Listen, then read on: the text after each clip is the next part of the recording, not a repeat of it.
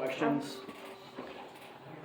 Okay, we have Abby Tote, Ayla Ray, and Sydney Watts with us, and wow, what a performance the entire team did today. What can you say that accesses new gears when new challenges are presented to them?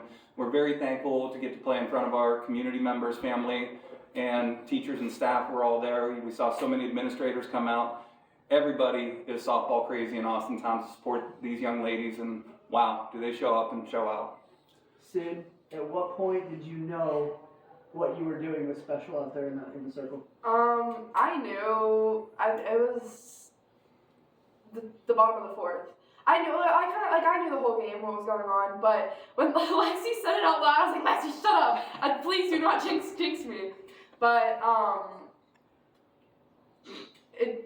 was like kind of shaking the last inning because I was kind of nervous, but. Did you hear them announce it afterwards? Yeah, I did. And how did that feel? I almost started crying. Steve, I mean, this has been kind of a calling card for you guys, I feel like, dating back to last season, in that you guys might have maybe, quote-unquote, a slow start, but you guys have a tendency to chip away and, as you've always said, make adjustments based on what you guys are seeing from the pitcher. And obviously that very much transpired today with just one run through the third inning and then through the first 3 innings and then 9 runs there in the bottom of the fourth. I mean, can you just kind of elaborate just on how you guys were able to kind of build on what you saw early to kind of explode there in that 4th inning? Well, it's something that started a long time ago with these players. They've played with each other for over 10 years now, so they have the intuition with each other, their communication, their in-game adjustments, and that is, honestly, I think this is one of the highest softball IQ teams I've ever seen, not just coached, but ever seen. They nonstop communicate, they nonstop tell each other what's going on, what they're seeing, how to adjust, and it's amazing to see them take ownership. And that is the big word for me during this playoffs, and honestly this whole year was we wanted them to have ownership of the team. I always say I manage the team. These are the ones, these players go out there and play and make their adjustments, and it's amazing to watch them and just own the game. Okay, just for all three of you, kind of a follow-up.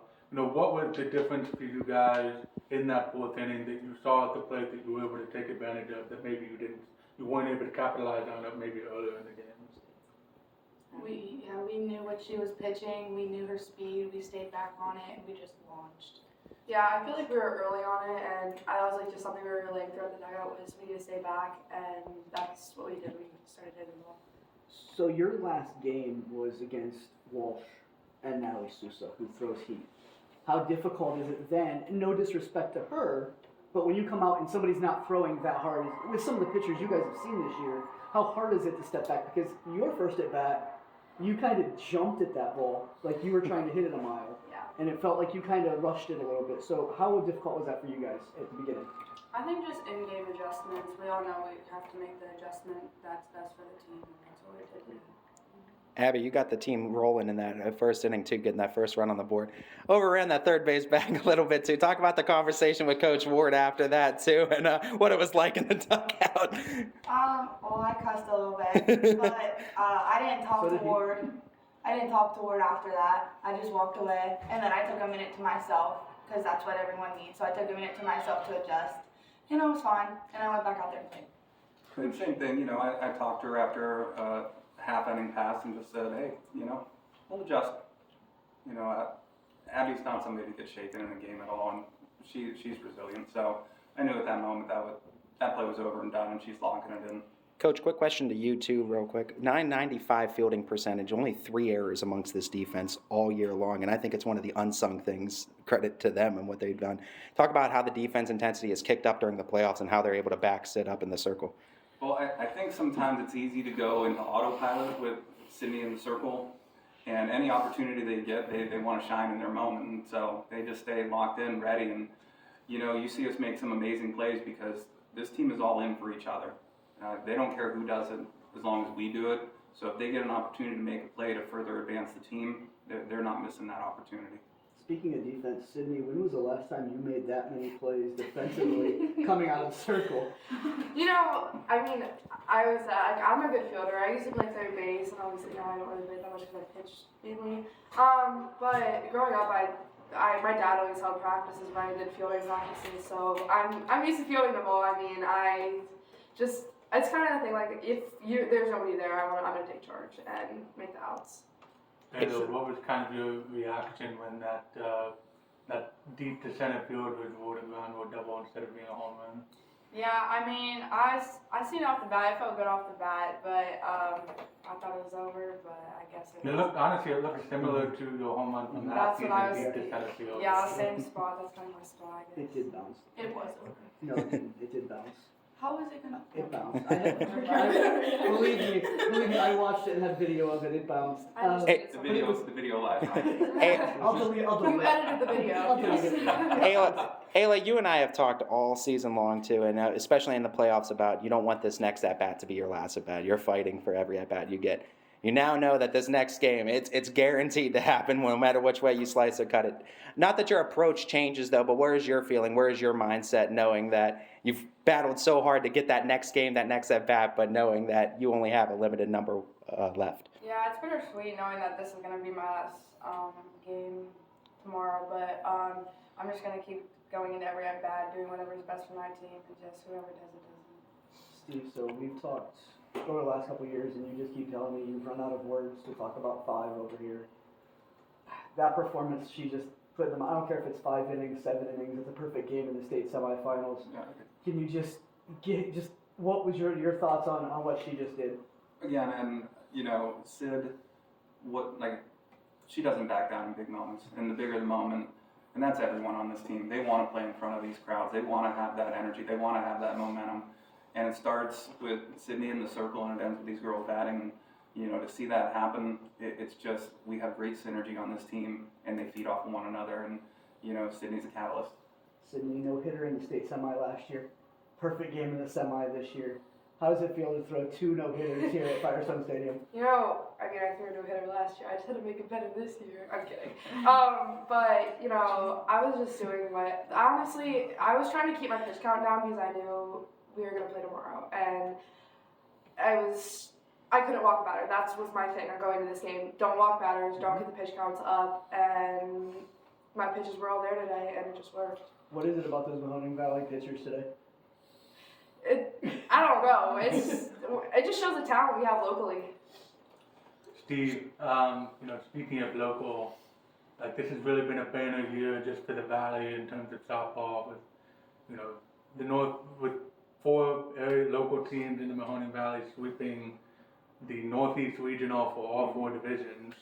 Matthews, you guys, Canfield, and South Range, and now 3 of you are playing for state titles tomorrow. I mean, what does that just say about just the talent that you guys have, that we have in the Valley in general? It's an amazing testament to how hard these players work, and they work year-round. They don't take breaks. They don't ever stop pushing themselves and pushing each other. So when you look in our valley, you see so many kids that are teammates with each other in the summertime, and I guarantee that attitude of, we're just going to keep pushing and keep getting better, access new layers, that just goes throughout our whole valley. And, it's amazing to see. It's amazing to see how much all the communities support each other, how much the coaches support each other and the other players. So it's an amazing time.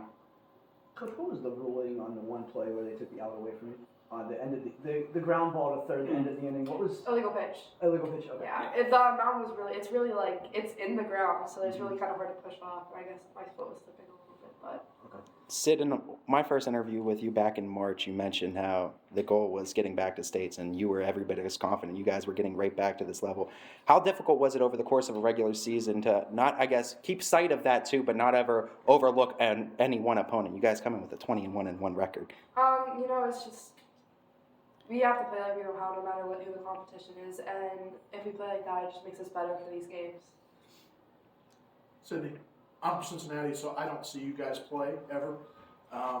Was today just another day at the office in terms of the way you were throwing? Is it a typical day, or were you better today than normal? Typical. Yeah. Where do you rank this performance amongst other ones that you've had? 1. I think it's 1. I mean, like you said, it's 5 innings, but just to be able to do it during the state tournament, the feelings, the emotions, being able to do it for my team, it felt great. I want to go back to the first inning. Okay. There was a pitch that you thought was a strike. Mhm. He didn't think it was a strike, so he calls it a ball. You backed off the mound, and you composed yourself. I would be willing to say that even as early as mid last season, Sydney Watts doesn't compose herself as quickly. What was it about the maturity that you've kind of gained the last year and a half that allowed you to just kind of put that pitch behind you and go out and continue what you were doing?